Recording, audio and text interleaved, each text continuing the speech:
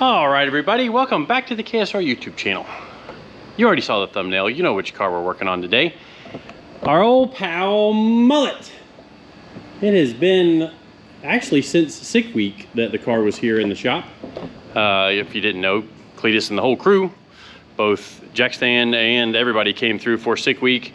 I forget what all we worked on, but I know they lashed the valves while they were here, but this is the first I have seen of Mullet with holy moly big turbos, and there's a Steve Morris big block Chevrolet hiding under the hood there, so really excited to see that. And I'm not sure when Cleetus is releasing his video, but he stood this thing up last night testing, and tomorrow morning at 5 a.m. I get on the road headed to Midwest Drags, pulling the car up there to Midwest Drags. So I got to get to work, see what we can figure out. And I've got to check something to do with the steering. He told me to check something in the steering, so I'm going to check that and explain to you guys what I'm looking for, as well as just kind of give the car a once over. Haven't seen the old hot rod in a while. Happy to have her back. Here we go.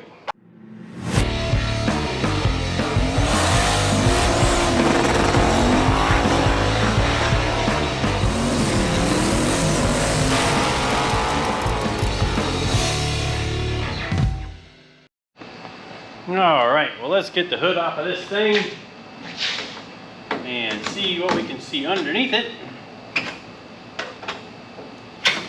I want to see the big lock.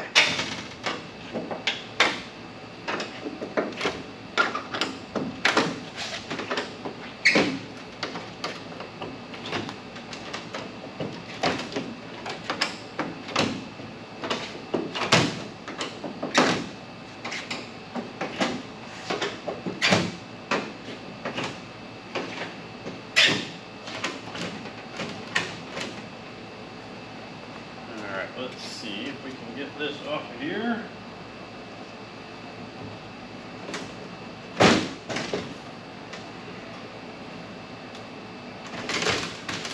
Wah.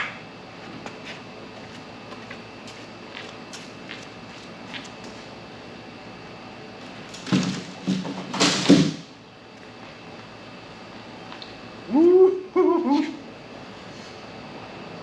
Oh, that is sweet.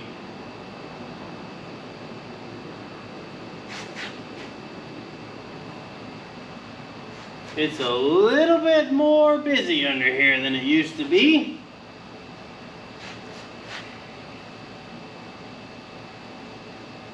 And by a little, I mean a lot.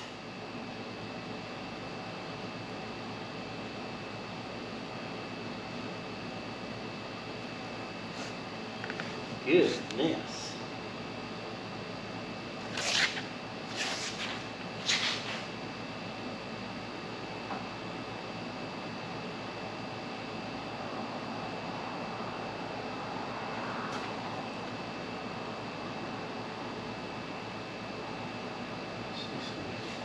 Might change and put some nylocks on instead of regular plain nuts there. Ooh. Okay, I see what he's talking about with the steering, because the rack is moved way forward in the car. Boy, I tell you, Ty can sure weld some pretty stuff.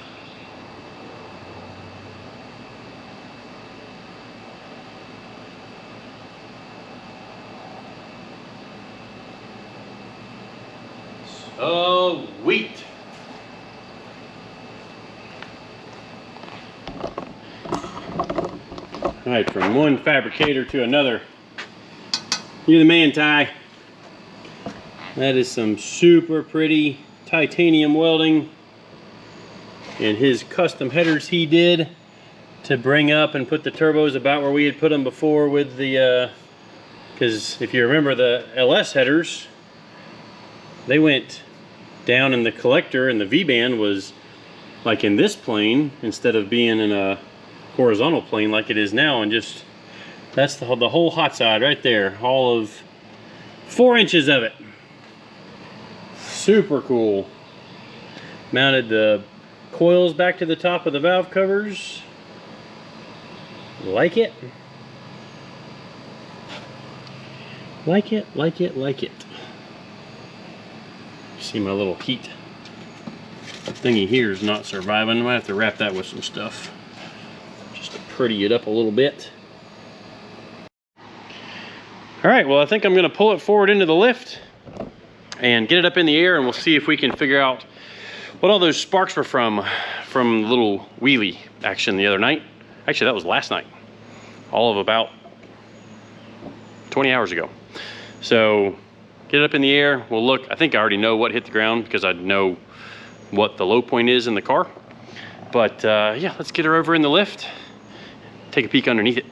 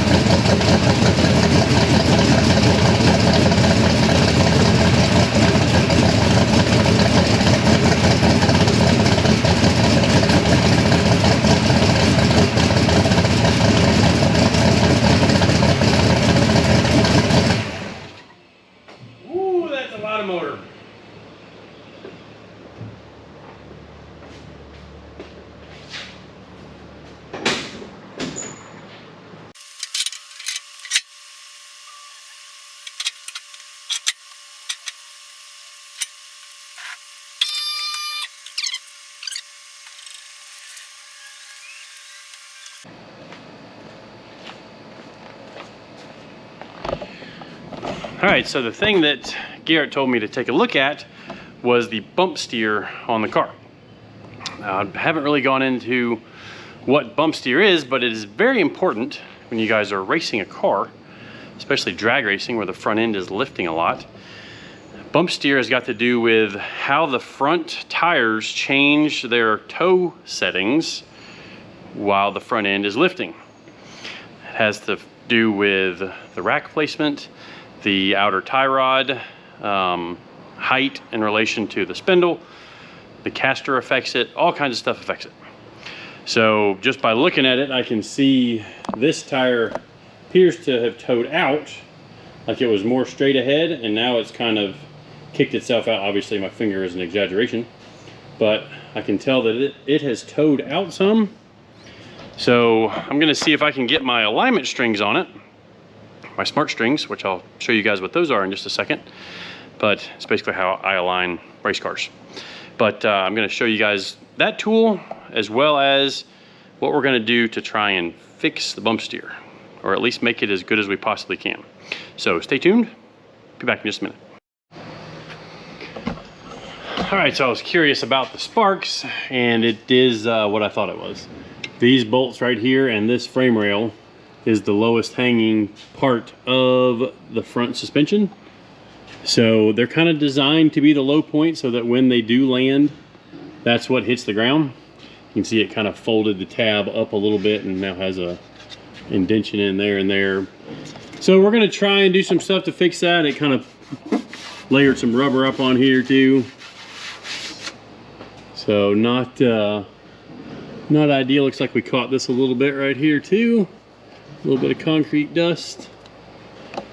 But it's a big, wide, flat landing where everything is landing on it. So not hurt. Shouldn't really be too much of a problem. But bump steer. So I've got my work cut out for me on the bump steer, I believe. Gonna have to see just what I can do there with trying to move some of these shims and spacers to try and keep it from towing out. I think I can get it better, but there's a few things I'm gonna look at first.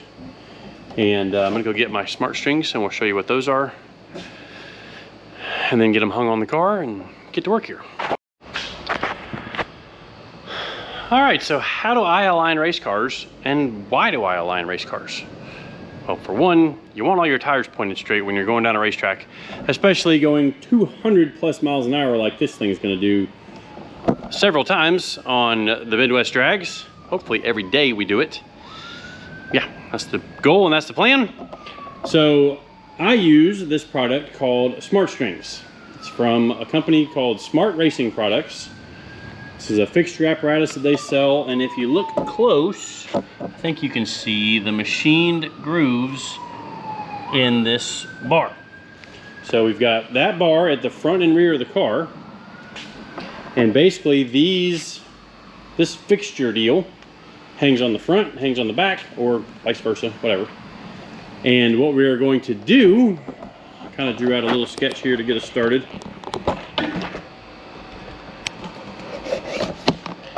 So what we are going to do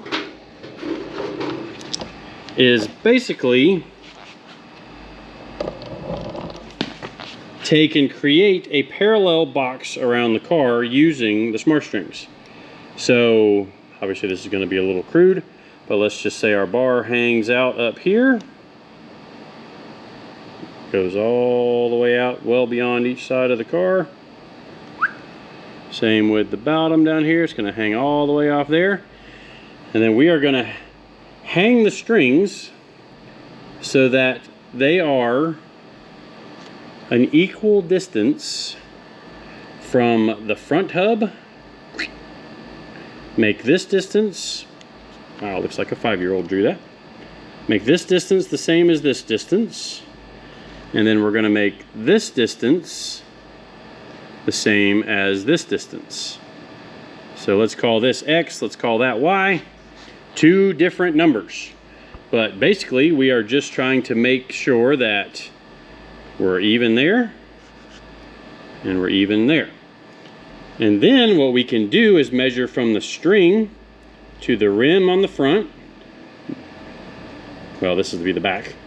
And then measure from the string to the rim on the front of the wheel. So we measure from that gap and that gap. If the front number is bigger, that means the tire is towed in. If the front number is smaller, obviously it's towed out.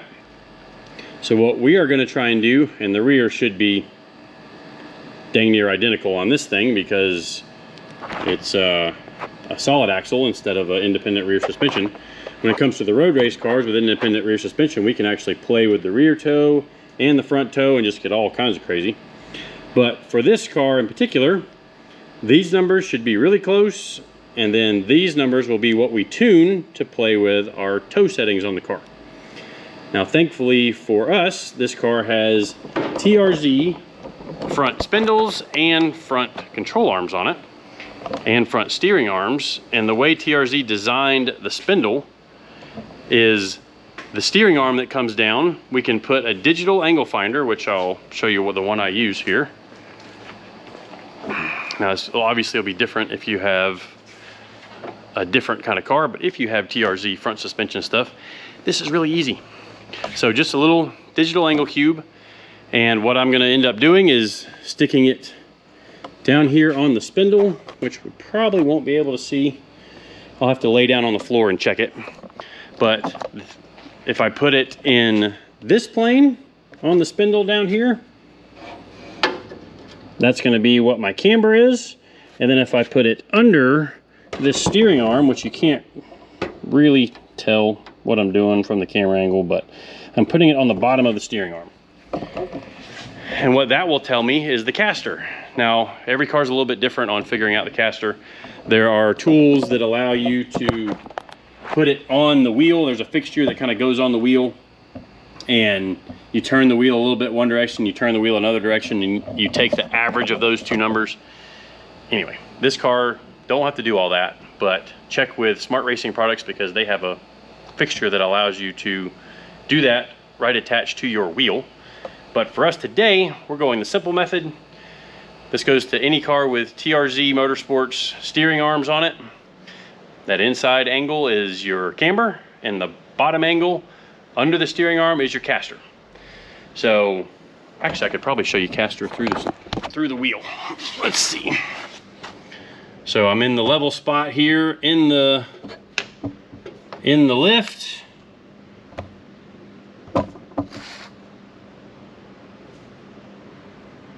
And basically we are going to slide up under here. And we get right at 6 degrees of caster.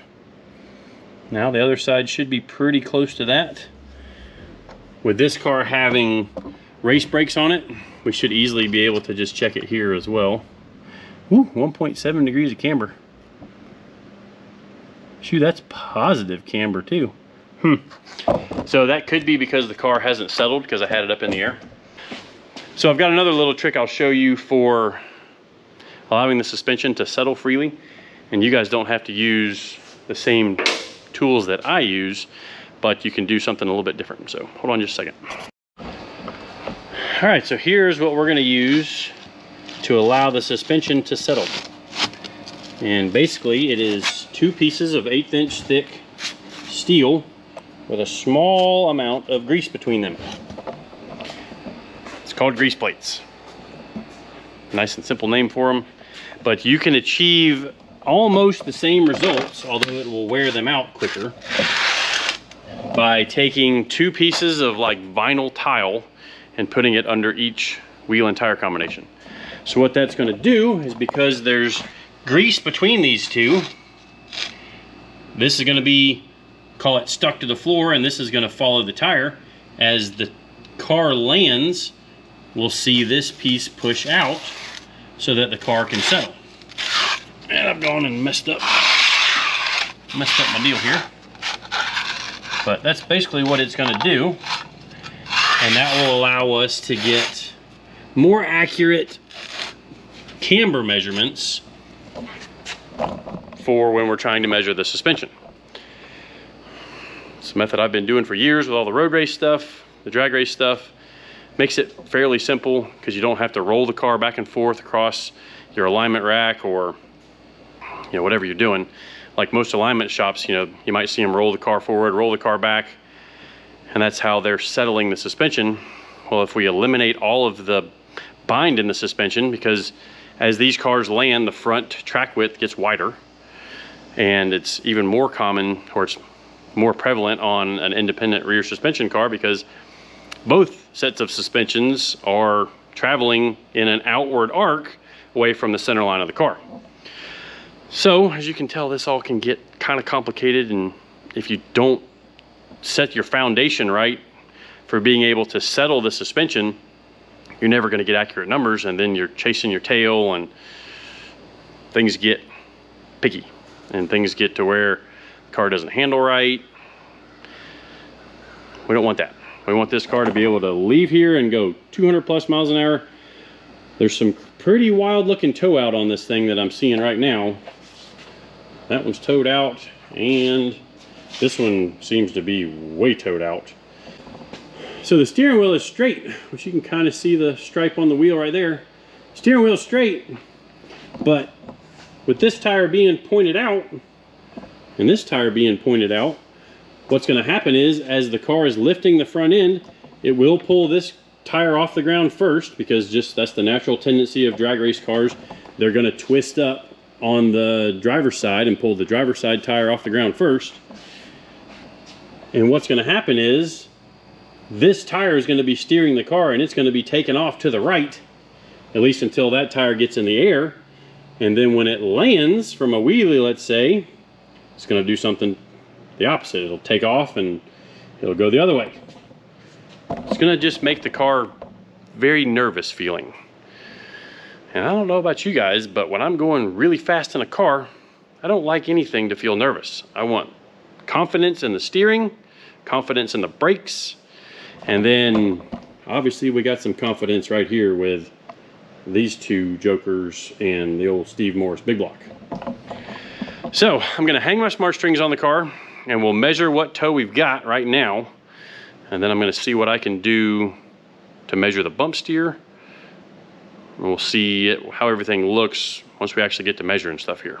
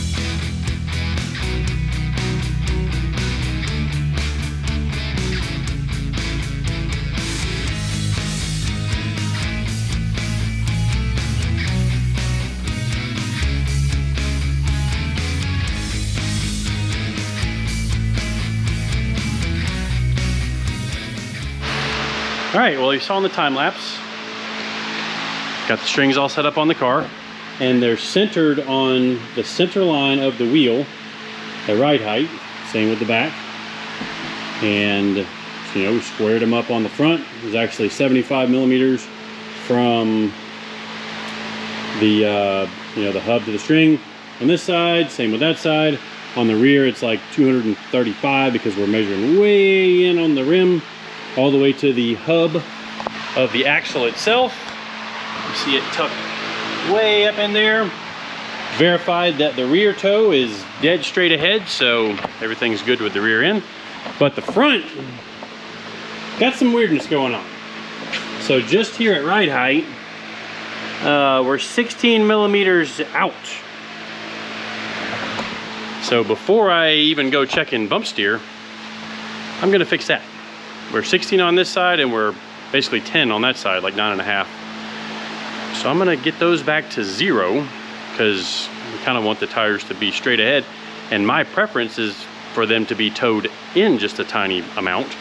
And yep, I do like measuring in millimeters because I tell you what, it's a whole lot easier to subtract millimeters than it is to subtract fractions. At least for me, I'm a whole lot better at subtracting whole numbers, like millimeters, than I am from subtracting an 1/8 from a 16th and 3/8 from 3/16 and too complicated for my brain. So we're gonna square that back up to 0. And then what that'll do is when I raise the front end here 1 inch at a time in a little bit, I will recheck the toe as we're raising the front end, and that'll tell us what the bump steer is. We want to minimize bump steer, but we also want to make sure that we don't ever go toe out, even though this thing is wildly towed out as it is. Like 10 millimeters is pretty close to 3/8 of an inch, so well shoot, 24 and change millimeters is 1 inch. So we're over 1/2 inch of toe out just on this wheel. Let's fix that.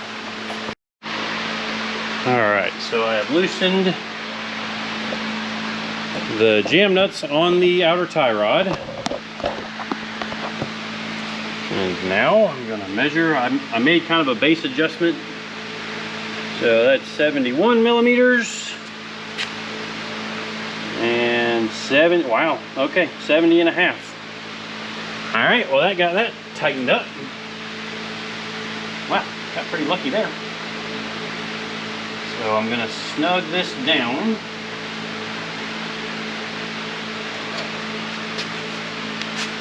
Just double check it. I'll call that 70.5. Call that 71. So we're still towed out just with fuzz.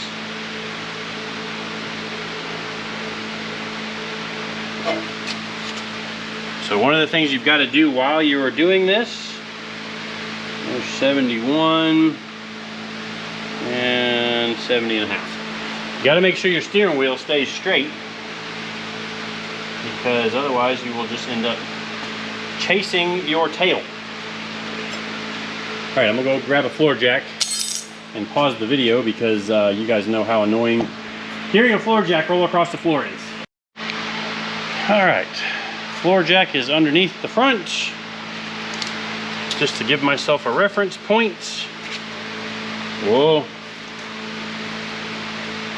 So one of the things I make sure to do, and my guys hear me yell it all the time when I'm aligning cars, don't bump the strings. Because if you do, you've got to redo all the centering, which it honestly takes more time to center everything than it does to start checking and doing your alignment. So I'm going to put some tape on here because I'm going to give myself a height. So, and this measurement here doesn't have to be perfect because all we're using it for is a reference.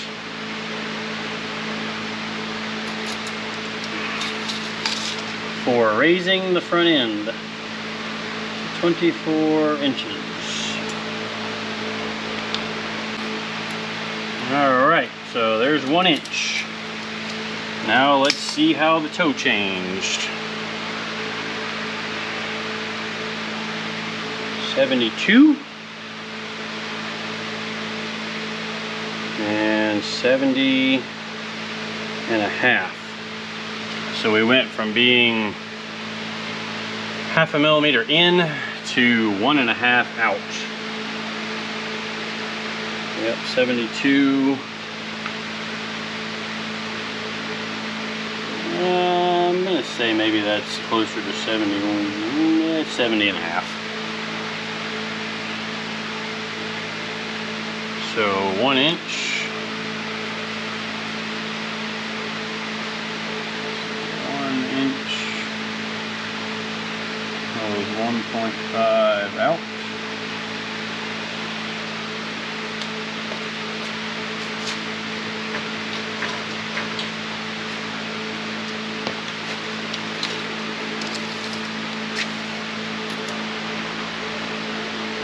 A little bit more.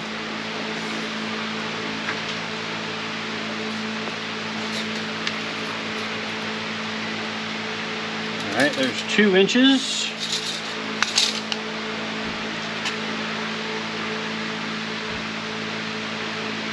75. 72. So that is 3 millimeters out.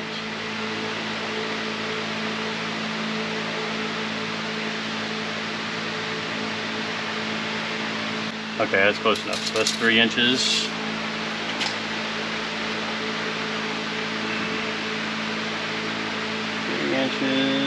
So just a 79 and a half and 74 and a half. So 3 inches, 5 millimeters out.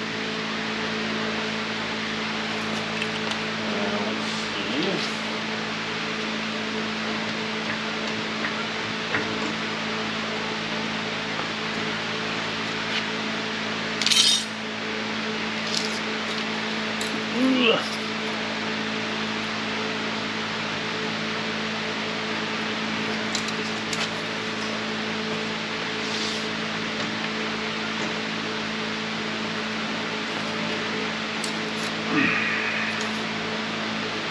Alright, there's 4 inches of, let's call that droop travel.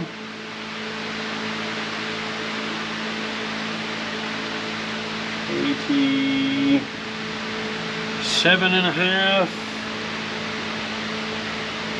81. So 87 and a half. 81, so 6 and a half.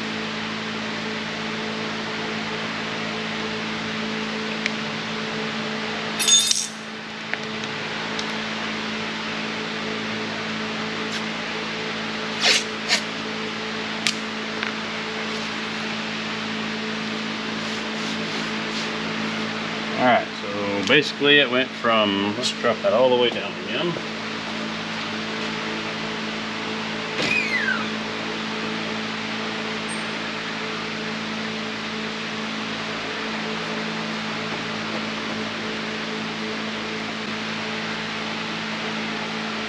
Alright, 70 and a half.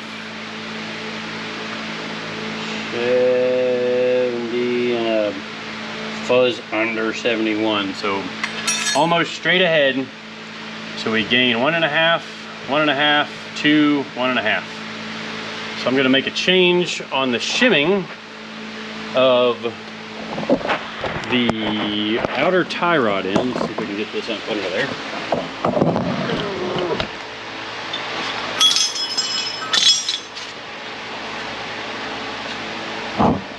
So basically, right here, you can see we're up tight against the bottom of the spindle.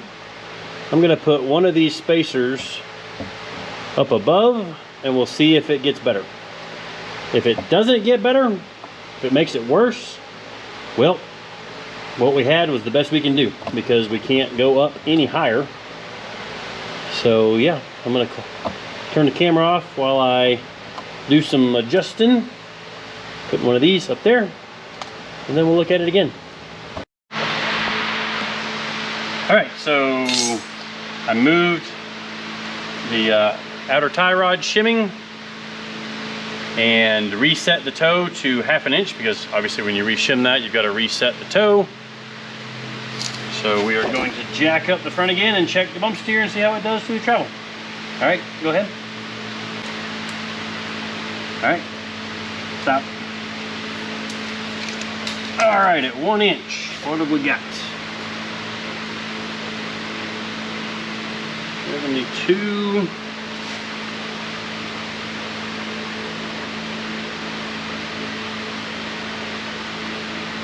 71. So that's 1 out. Okay, so that didn't seem to change a whole lot. Maybe a little bit less. Okay, go ahead.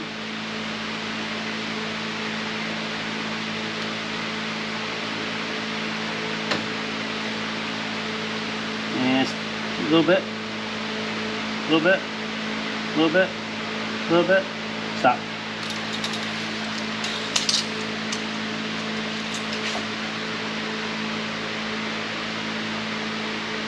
$74. 72.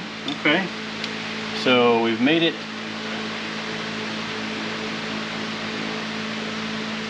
Looks like we've cut it down, because at 2 inches before we were at 3 millimeters out, now we're at 2. So I think maybe if I go one more shim, we'll be all right. But I'm gonna go ahead and do the whole sweep. All right, go ahead. That's a 1/2 inch.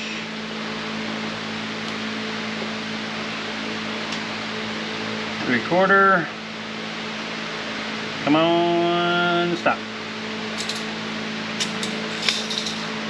All right, so let's see, 3 inches. 78.5. 76. So at 3 inches, it's 2.5. Right, 70.5. Yeah.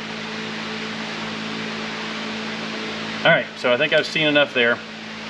I'm going to add the same number, add one more shim, and then we will check this again. And I think I might even go 2 shims, because if I do that, then we will end up, I think I might go 2 shims, because then if it's towing in a little bit as we go up, I don't know. I'll let you know here in just a second. All right, well, let's see if the third time's a charm here. 0, I basically ended up straight ahead, so 0 is 0. 1 inches, 2 inches, 3 inches, 4 inches. We'll check the whole sweep this time.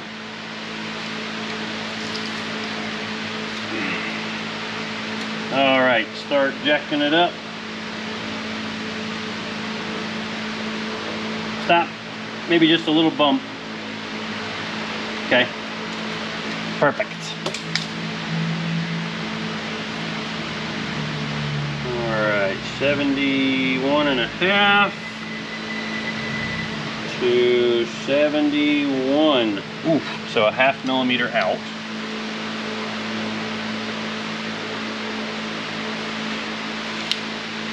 Better again. Dang it, I should have done both of those shims. All right, go ahead and jack it up, babe.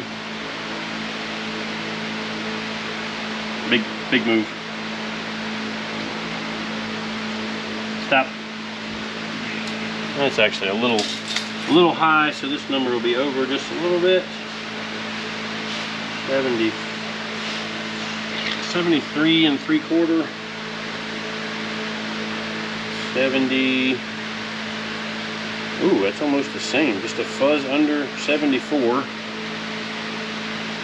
And a fuzz pretty much dead on 74. And a fuzz under 74. So, I'm going to say that's 0.25. That's pretty ridiculous. It should grab 200 in Yeah. All right, you ready? Can you imagine that feeling? I mean, a 150 car is like, whoa. All right. 210? That's over a G of acceleration for the whole mile. A little bit. You got an 8 to go. Stop.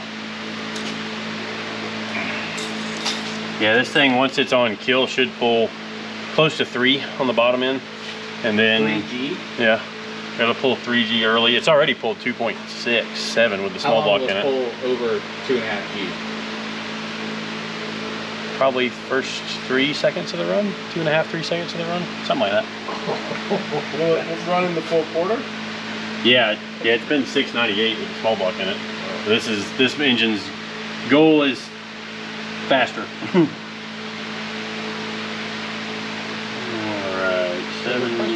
Would a big block fit in the Mad Max? Yes. 77. Would you rather have FF? I would rather have a big block. Yes. There you go. 77.5. Okay, so it kind of got to where we're back to 0 here. That's those are some pretty good numbers. Let's go up one more time. I think we might just leave it there. Go ahead. 1/2 inch, 5/8 of an inch, 3/4, and stop.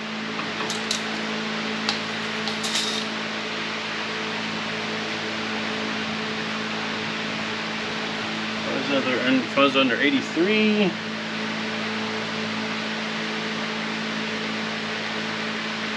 85, so it went in, or it towed out to right there at the top.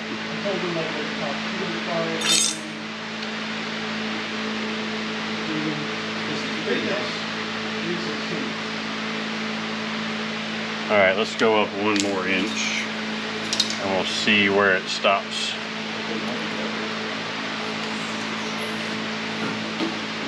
All right.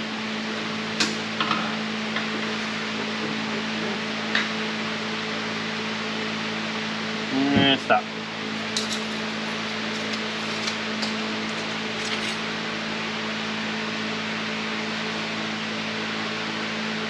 Goes under 90.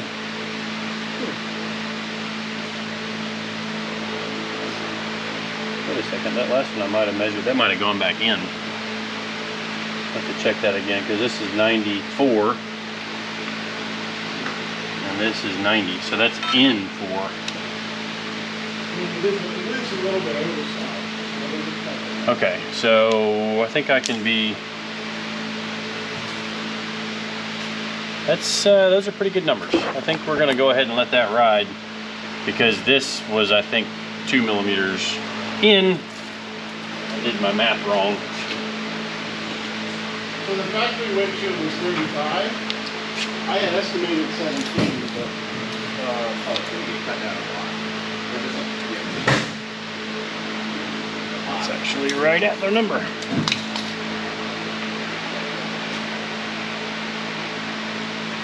83.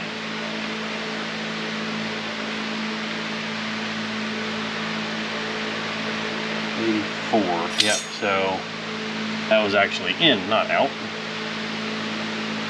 All right, so that's a pretty good average sweep because really up here, most likely we're taking the travel down to where we're not going to be up here at 4 and 5 inches of travel because you guys saw what it did.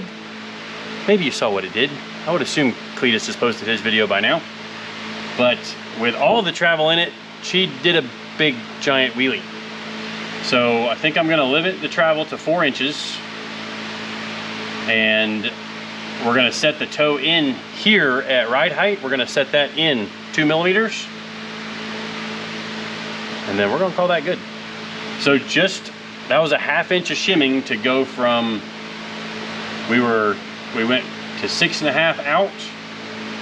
And now we're 2 in. So we went from gaining out as the front end went up to now we're kind of staying level, and then it actually toes in just a little bit right at the very top. I'm pretty happy with that. That's about as good as it's gonna get without significantly re-engineering the front. I mean, we're talking 1/2 millimeter, 1/4 millimeter, another, it moves 1/4 millimeter there, so just barely moving. So super excited about that. Put it all back together, finish the alignment, and then we'll go for a test drive. All right, let's go for a test drive.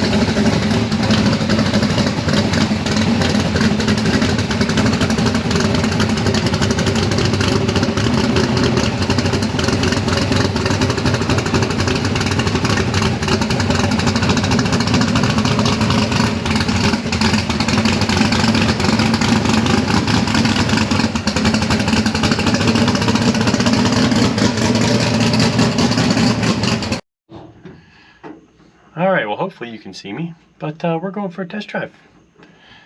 Let's see what happens. Make sure it steers straight and all that good stuff. Fire in the hole. Wrong button.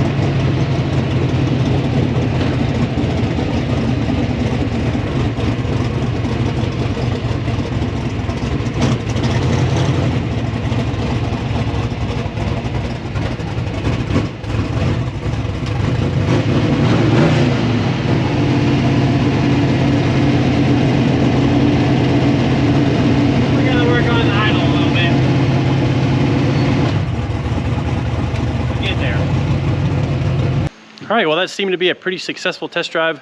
The steering wheel may be just a hair off to one direction, but also the roads have a little bit of crown in them. So, you know, it's trying to shovel the car off to the right side of the road. So I've got just a little bit of left-hand steering wheel cranked into it. If Cleetus says he's having to put left-hand steering into it going down the track, what I'll do is I'll just tweak the each side equally, but the opposite amount.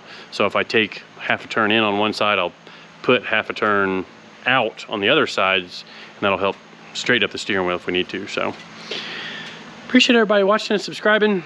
While this is coming out, I'm up on the road, headed up I-75 to Cleves, Ohio for day one of the Midwest drags. So if you see me, honk at me. So I'll be in my silver Dodge Ram pulling my old busted up 44-foot trailer. It's not that busted up. It's been a good trailer. But anyways, appreciate everybody watching and subscribing. We'll see you guys next time.